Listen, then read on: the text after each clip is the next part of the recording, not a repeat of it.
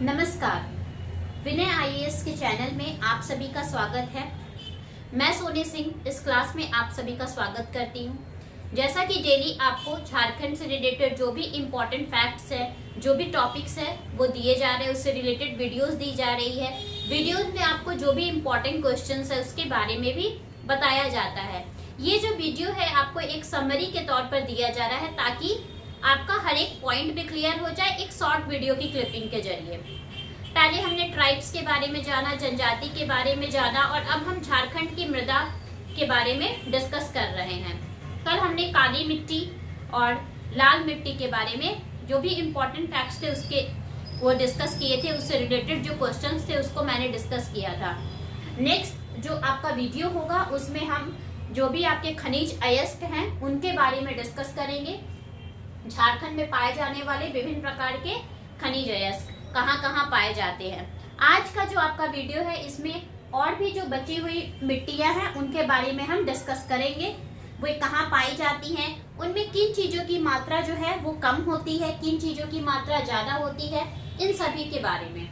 तो सबसे पहले हम जिस मिट्टी के बारे में डिस्कस करेंगे, जिस मिट्टी के बारे में जानेंगे वो हमारा है लैटराइट मिट्टी। जो हमारा है वो क्या है, हमारा लैटराइट मिट्टी। लैटराइट मिट्टी, ये जो मिट्टी है ये मिट्टी पूरे भारतवर्ष में आपका 12,59 किलोमीटर में फैला हुआ है। इसके अलावा ये मिट्टी झारखंड के किन किन क्षेत्रों में पाई जाती है, ये क्वेश्चन राइज करता है। तो ये जो मिट्टी है लैटराइट मिट्टी, ये झारखंड के किन क्षेत्रों में पाई जाती है? ये पाई जाती है आपका ढालबुमगढ़ में, संथाल परगना क्षेत्र में, रांची में। इन सभी क्षेत्रों में जो है कौन सी मिट्टी पाई जाती है? लैटराइट मिट्टी। इस मिट्टी का जो रंग होता है वो किस कलर का होता है? इस मिट्टी की जो रंग होती है वो होती है गहरे लाल रंग की। गहरे लाल रंग की जो है ये मिट्टी होती है। इस मिट्टी का कलर होता है गहरे लाल रंग में। इसमें नाइट्रोजन, फास्फोरस एसिड और पोटास, इन तीन चीजों की मात्रा जो है पाई जाती है। नाइट्रोजन, फास्फोरस एसिड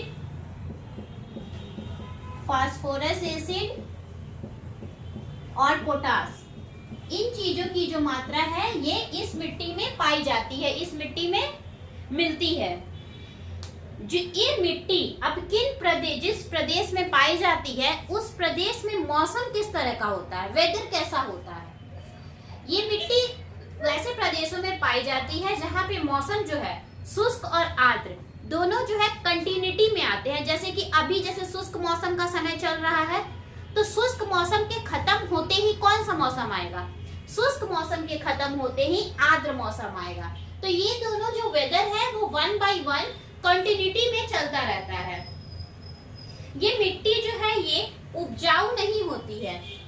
जब इस मिट्टी में अगर हमें खेती करना है तो इसके लिए इस मिट्टी को प्रॉपर इरिगेशन के जरिए, प्रॉपर सिंचाई के जरिए इसे उपयुक्त बनाया जाता है ताकि इसमें कुछ फसलों का जो है हम लोग कुछ फसल की खेती कर सके। अब ये जो है किन किन फसलों की खेती होती है इसमें, तो होती है धान, रागी एवं गन्ना की। धान, रागी एवं गन्ना, ये है आपका जो फसल जो सिंचाई की प्रचुर मात्रा के बाद उगाए जाते हैं। सिंचाई की प्रचुर मात्रा के बाद लैटराइट मिट्टी में उगाए जाते हैं। अब जो है हम जानेंगे बलुई मिट्टी के बारे में। बलुई मिट्टी, ये मिट्टी कहाँ पाई जाती है, इस मिट्टी में किस चीज की मात्रा अधिक होती है, इसके बारे में। जो हमारा बलुई मिट्टी है, बलुई मिट्टी जनरली कहाँ पाया जाता है?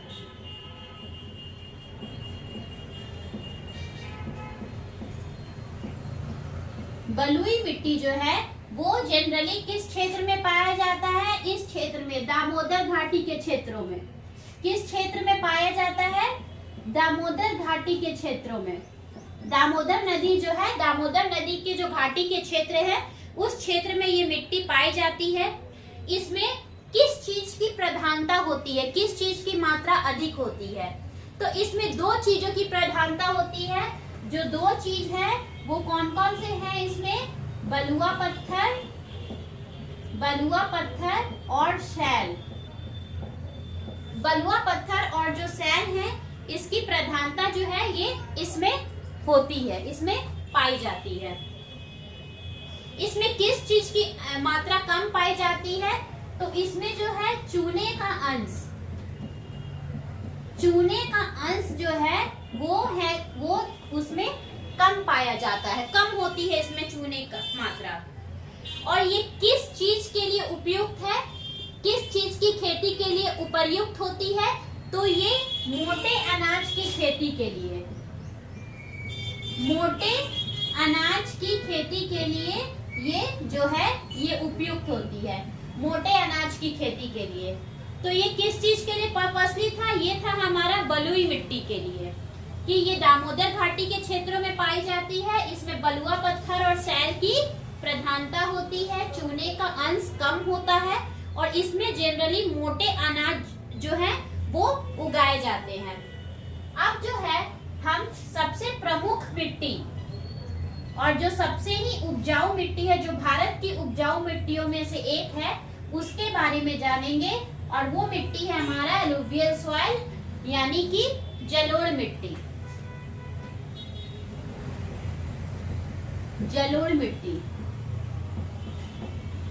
जलोढ़ मिट्टी के बारे में हम जानेंगे कि जलोढ़ मिट्टी जो है ये किन किन क्षेत्रों में पाई जाती है। ये पाई जाती है आपका साहेबगंज के उत्तर पश्चिमी भागों में। साहेबगंज हो गया आपका, ये साहेबगंज के उत्तर पश्चिमी भागों में, या फिर आपका पाकुड़ के पूर्वी क्षेत्र में। इन दोनों क्षेत्रों में जो है ये मिट्टी पाई जाती है। अब इसमें किन चीजों की मात्रा जो है वो अधिक होती है? इसमें पाई जाती है चूना तथा पोटास। चूना और पोटास की जो अधिकता है ये इसमें पाई जाती है। सबसे ज्यादा चूना एवं पोटास पाया जाता है इसमें।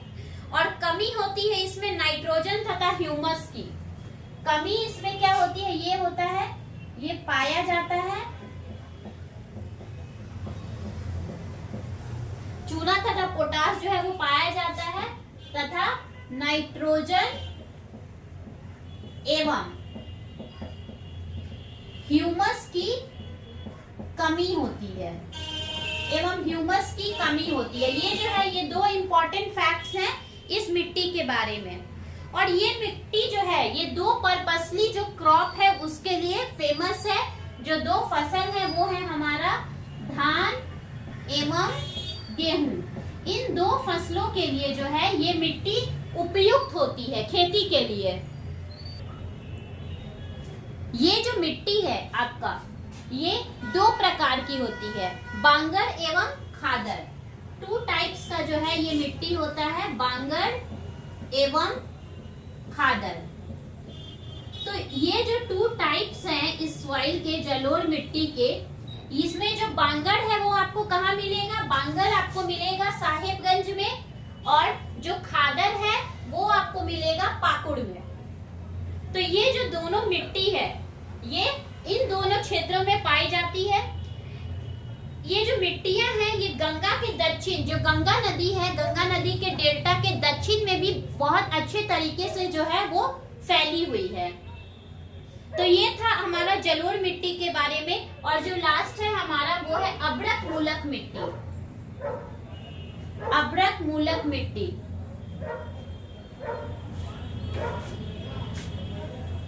जो हमारा अभ्रक मूलक मिट्टी है,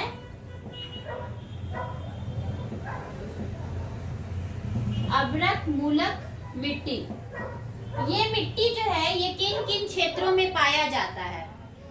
ये जो मिट्टी है ये पाया जाता है आपका कोडरमा, झुमरी तिलैया, इन क्षेत्रों में जो है ये मिट्टी पाई जाती है आपकी अभ्रक मूलक मिट्टी। और ये मिट्टी जो है ये चमकदार होती है। तो ये चमकदार क्यों होती है? अभ्रक अंशों के पाए जाने के कारण। अभ्रक अंश इसमें बहुत ज्यादा मात्रा में मिलते हैं। अभ्रक अंश के कारण, अभ्रक अंश के कारण ये मिट्टी कैसी होती है? ये मिट्टी चमकदार होती है अभ्रक अंशों के कारण। शुष्कता के कारण कभी ये मिट्टी जो हल्की गुलाबी, जो जब इस शुष्कता होती है तो ये जो मिट्टी है ये हल्की गुलाबी दिखाई देती है। हल्की गुलाबी, तो हल्की गुलाबी ये जो मिट्टी है ये कब दिखाई देती है? शुष्कता के कारण। और जब इसमें नमी आ जाती है, मॉइस्चर आ जाता है, तो इसका रंग कैसा हो जाता है? ये भी एक इम्पोर्टेंट क्वेश्चन है हमारा। तो जब इसमें नमी आ जाती है तो यह जो मिट्टी है ये पीली रंग की दिखाई पड़ती है। पीली रंग की दिखाई पड़ती है, यानी जब शुष्क है मौसम तो उस समय इसका रंग हल्का गुलाबी होता है, और जब नमी होती है तो ये पीली रंग की होती है।